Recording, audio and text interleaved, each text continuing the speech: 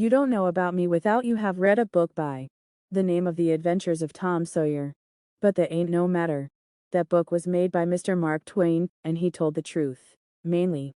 There was things which he stretched. But mainly he told the truth. That is nothing. I never seen anybody but lied one time, or another.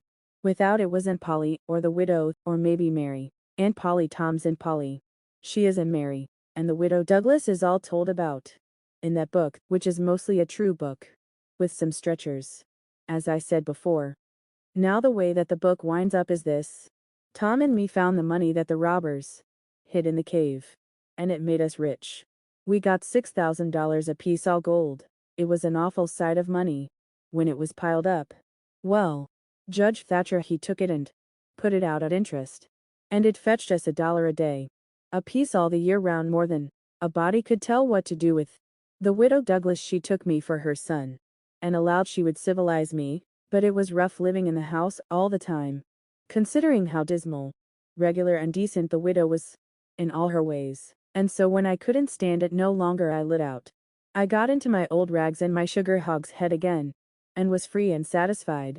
But Tom Sawyer he hunted me up and said he was going to start a band of robbers, and I might join if I would go back to the widow and be respectable. So I went back. The widow she cried over me.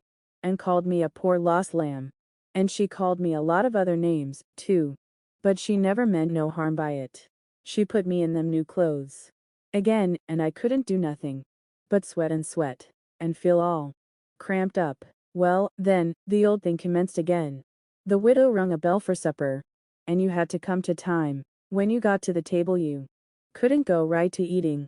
But you had to wait for the widow to tuck down her head and grumble a little over the victuals, though there warn't really anything the matter with them, that is.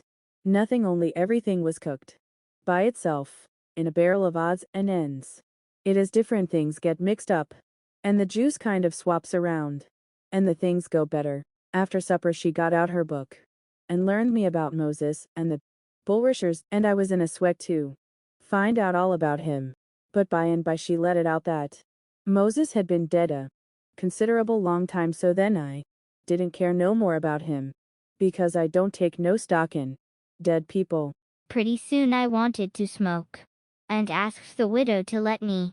But she wouldn't. She said it was a main practice and wasn't clean.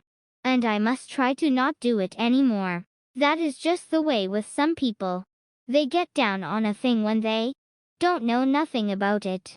Here she was bothering about Moses, which was no kin to her, and no use to anybody, being gone, you see, yet finding a power of fault with me for doing a thing that had some good in it. And she took snuff, too. Of course that was all right, because she'd done it herself. Her sister, Miss Whitson, a tolerable slim old maid, with goggles on, had just come to live with her, and took a set at me. Now with a spelling book. She worked me middling hard for about an hour, and then the widow made her ease up. I couldn't stud it much longer. Then for an hour it was deadly dull, and I was fidgety. Miss Whitson would say, "Don't put your feet up there, Huckleberry, and don't scrunch up like that." Huckleberry sat up straight. And pretty soon she would say, "Don't gap and stretch like that, Huckleberry, why don't you try to behave?" Then she told me all about the bad place, and I said I wished I was there. She got mad then. But I didn't mean no harm. All I wanted was to go somewheres. All I wanted was a change. I warn't particular. She said it was wicked to say what I said she wouldn't say it for the whole world. She was going to live so as to go to the good place. Well, I couldn't see no advantage in going where she was going, so I made up my mind I wouldn't try for it. But I never said so, because it would only make trouble and wouldn't do no good. Now she had got a start, and she went on and told me all about the good place. She said all a body would have to do there was to go around all day long with a harp and sing forever and ever. So I didn't think much of it. But I never said so. I asked her if she reckoned Tom Sawyer would go there.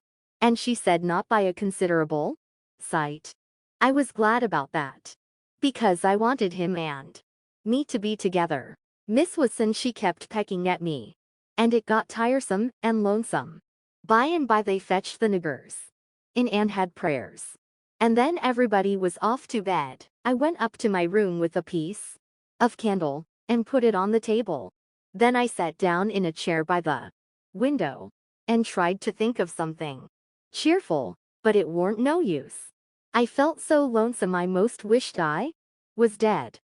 The stars were shining, and the leaves rustled in the woods, ever so mournful, and I heard an owl, away off, whoo-wooing about somebody that was dead, and a whippoorwill and a dog crying about somebody that was going to die.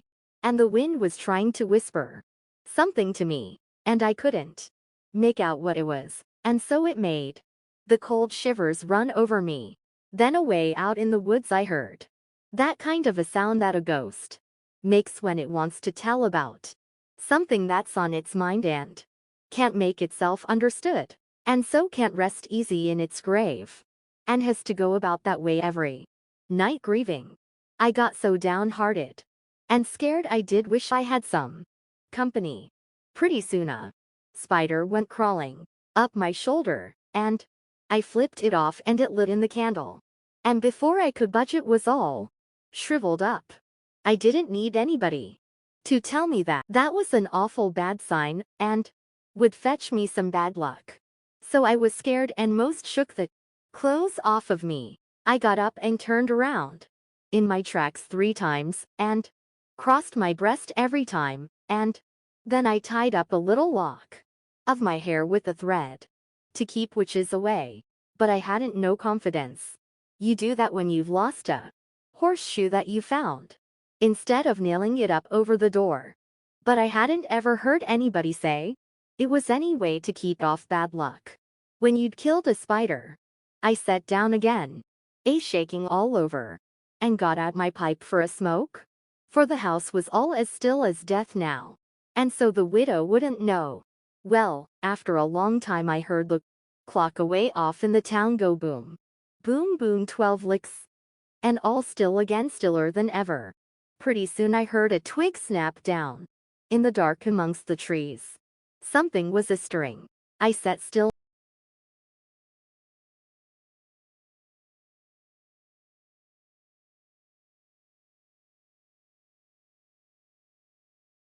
as soft as I could, and then I put out the light and scrambled out of the window onto the shed.